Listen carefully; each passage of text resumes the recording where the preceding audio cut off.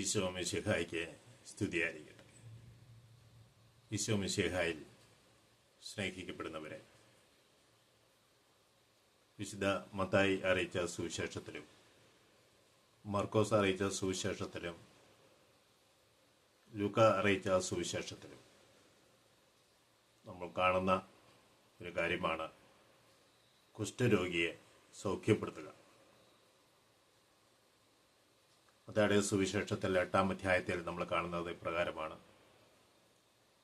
അവൻ മലമുകളിൽ നിന്ന് ഇറങ്ങി വന്നപ്പോൾ, ഈശോ മലമുകളിലേക്ക് പ്രവേശിക്കുന്നത് പ്രാർത്ഥിക്കുന്നതിന് വേണ്ടിയിട്ടാണ്. തൻ്റെ പിതാവുമായുള്ള സംസർഗത്തിൽ പുതിയ തീരുമാനങ്ങൾ എടുക്കുന്നതിന് മുമ്പെല്ലാം പ്രാർത്ഥിക്കുമായിരുന്നു. ഈശോ പ്രാർത്ഥന കഴിഞ്ഞ് താഴേക്ക് ഇറങ്ങി വന്നപ്പോൾ ഒരു വ്യക്തി വന്ന് ഈശോയോട് പറയുകയാണ്. അവൻ്റെ പ്രത്യേകത അവന് കുഷ്ഠം ബാധിച്ചിരുന്നു എന്നുള്ളതാണ്. കുഷ്ഠം ബാധിച്ചിരുന്ന വ്യക്തി ഈശോയുടെ അടുത്ത് വന്നിട്ട് പറയുകയാണ്, നിനക്ക് മനസ്സുണ്ടെങ്കിൽ എന്നെ ശുദ്ധനാക്കണമേ. എന്തുകൊണ്ടാണ് എന്നെ ശുദ്ധനാക്കണമേ എന്ന് പറയുക? യഹൂദ പശ്ചാത്തലത്തിൽ നമ്മളത് മനസ്സിലാക്കേണ്ടതായിട്ടുണ്ട്. കുഷ്ഠരോഗിയെ സംബന്ധിച്ചിടത്തോളവും അവൻ ജനങ്ങളാൽ നിന്ദിതനാണ്, ദൈവത്താൽ പോലും ശപിക്കപ്പെട്ടവനാണ് എന്നൊരു ചിന്തയാണ് അവൻ്റെ മനസ്സിലുണ്ടായിരുന്നത്.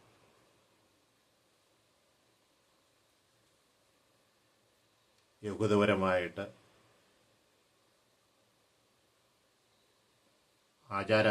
ആചാരത്തിലുമല്ല ബാക്കി ലോകവുമായി എല്ലാം ചിന്തിക്കുമ്പോൾ വെറുക്കപ്പെട്ടവനാണ്, മാറ്റി നിർത്തപ്പെട്ടവനാണ്. അവൻ ഈശോയോട് വന്ന് പറയുകയാണ്, അങ്ങേക്ക് മനസ്സുണ്ടെങ്കിൽ എന്നെ ശുദ്ധനാക്കുവാൻ കഴിയണമേ. ഈശോയിൽ അവന് പൂർണ്ണമായ ഒരു വിശ്വാസമുണ്ട്. അതുകൊണ്ടാണ് അവൻ സൗഖ്യത്തിനായി ഈശോയുടെ പക്കലേക്ക് വരുന്നത്. മനസ്സുണ്ടെങ്കിൽ എന്നാണ് അങ്ങനെ പറയേണ്ടി വന്നത്. കുഷ്ഠരോഗിയുമായി സംസർഗത്തിൽ ഏർപ്പെടുന്ന വ്യക്തികളും അശുദ്ധരായിട്ട് കണക്കാക്കപ്പെട്ടിരുന്നു. അപ്പോൾ ഇവന്റെ കാര്യത്തിൽ ഈശോ ഇടപെട്ടാൽ ഈശോയും അശുദ്ധനാക്കപ്പെടുമോ എന്നൊരു ചിന്ത അവൻ്റെ മനസ്സിലുണ്ട്. അതുകൊണ്ടാണ് അവൻ അപ്രകാരം പറയേണ്ടി വന്നത്. ഈശോ മർക്കോസിന്റെ സുവിശേഷത്തിൽ 1-ാം അധ്യായത്തിൽ ഇപ്രകാരമാണ് പറയുന്നത്. അവനോട് മനസ്സലിവോടുകൂടെ, മനസ്സലിഞ്ഞ്, കുഷ്ഠരോഗിയുടെ ഈ പ്രാർത്ഥന കേട്ട് ദൈവത്തിനെ മനസ്സലിഞ്ഞ് അവൻ കരങ്ങൾ നീട്ടി അവനെ സ്പർശിച്ചുകൊണ്ട് പറഞ്ഞു, നീ ശുദ്ധമാക്കപ്പെടട്ടെ, നീ ശുദ്ധിയുള്ളവനായി തീർന്നിരിക്കുന്നു. അവനോടുമായി സംസർഗത്തിൽ പെടുക മാത്രമല്ല, അവനെ സ്പർശിക്കുകയും കൂടി ചെയ്തു. അവൻ അങ്ങനെയൊന്നും പ്രതീക്ഷിക്കുന്നില്ല. കാരണം ഈശോയും ജനത്തിന് മുമ്പിൽ അശുദ്ധമാക്കപ്പെട്ടവനായി മാറ്റി നിർത്തുമോ എന്നൊരു ഭയം അവൻ്റെ ഉള്ളിലുണ്ട്. അവൻ്റെ വേദനകൾ ഈശോ ഏറ്റെടുക്കുകയാണ്. ഇത് മത്തായി അറിയിച്ച സുവിശേഷം 8-ാം അധ്യായം 17-ാം തിരുവചനത്തിൽ നമ്മളിങ്ങനെ കാണുന്നുണ്ട്. അവൻ നമ്മുടെ രോഗങ്ങൾ ഏറ്റെടുത്തു, നമ്മുടെ ബലഹീനതകൾ ഏറ്റെടുക്കുകയും നമ്മുടെ രോഗങ്ങൾ സംവഹിക്കുകയും ചെയ്തു.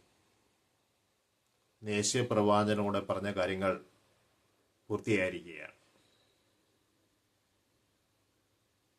ഈശോ ഏതൊരു വ്യക്തിയുടെയും രോഗങ്ങൾ ഏറ്റെടുക്കും. കാരണം ഈശോ ദൈവമഹത്വത്തിനായി ചെയ്ത പ്രവൃത്തികളൊക്കെയാണ് അത്ഭുതങ്ങൾ. അത്ഭുതത്തിലൂടെ അനേകരെ അവരെ ദൈവത്തിൻ്റെ പക്കലേക്ക് ഉയർത്തുവാൻ സാധിച്ചു. സ്വർഗരാജ്യത്തെ ലക്ഷ്യം വെച്ച് ജീവിക്കുവാൻ അവരെ പ്രാപ്തരാക്കി. ഈ കുഷ്ഠരോഗിയോട് ഈശോ പറയുന്നുണ്ട്, നീ ഇത് ആരോടും പറയരുത്. നിന്നെ തന്നെ പുരോഹിതരെ പോയി കാണിച്ചു കൊടുക്കുക. അവരുടെ സാക്ഷ്യത്തിനായി മോശ കൽപ്പിച്ചിരിക്കുന്നത് പോലെ നിന്റെ കുഷ്ഠരോഗം ശുദ്ധീകരിക്കപ്പെട്ടതിനായിട്ട് കാഴ്ചകൾ നീ അവരുടെ മുമ്പിൽ അർപ്പിക്കുക. സ്നേഹമുള്ളവരെ, ഏത് രോഗാവസ്ഥയിലായിരിക്കുന്നെങ്കിലും, ഏത് തളർന്ന അവസ്ഥയിലാണെങ്കിലും നിന്നെ ഏറ്റെടുക്കുന്ന ഒരു ദൈവമുണ്ട്. അത് മിശിഹായാണ്. മിശിഹ നിന്റെ ബലഹീനതകൾ ഏറ്റെടുക്കുകയും നിന്റെ രോഗങ്ങൾ വഹിക്കുകയും ചെയ്യും. അവിടുന്ന് പൂർണ്ണമായും സൗഖ്യപ്പെടുത്തി കുഷ്ഠരോഗിയെ പറഞ്ഞയച്ചു.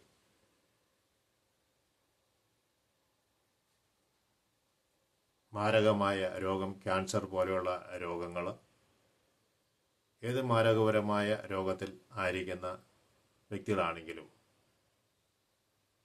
ദൈവസന്നിധിയിൽ പ്രാർത്ഥിച്ചാൽ അവിടുന്ന് ഉത്തരം നൽകും, നിന്നെ ശുദ്ധനാക്കപ്പെടും എന്ന് നമ്മൾ കേൾക്കുകയാണ്.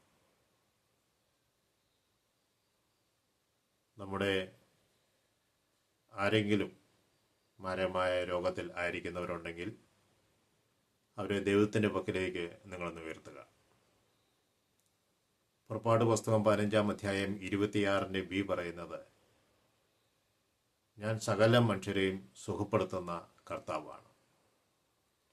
ഞാൻ നിന്നെ സുഖപ്പെടുത്തുന്ന